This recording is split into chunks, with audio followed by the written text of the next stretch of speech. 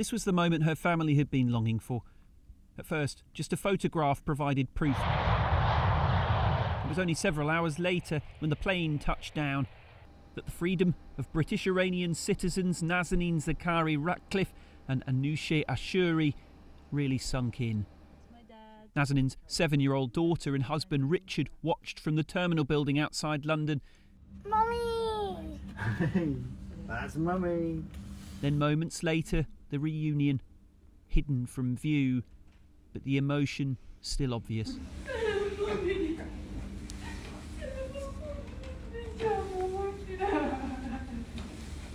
Loved ones had been holding off on celebrations.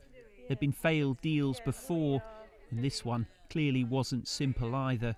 There's the expectation that they would be released, but we weren't sure and right until the last minute. So it's been very emotional, but also a really happy moment for the families. The previous day, husband Richard had suggested some in Tehran had worried about what tales from detention may emerge on his wife's return. It's been bumpy.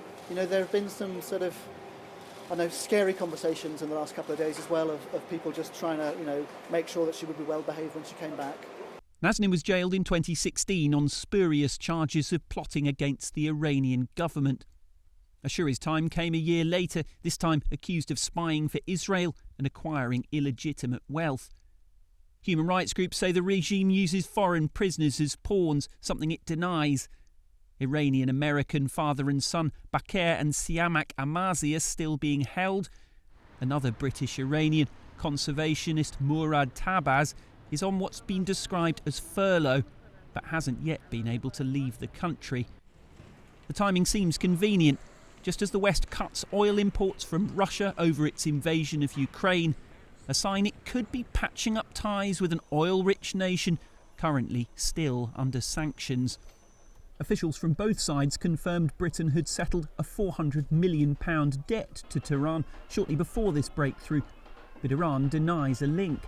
The release of these two individuals was done with a humanitarian outlook by the Islamic Republic of Iran, and reports that acquiring the funds led to the release of these individuals is incorrect and inaccurate. Politics aside, two families who'd been living a nightmare are now happily together again. That will give hope to others still stuck in one.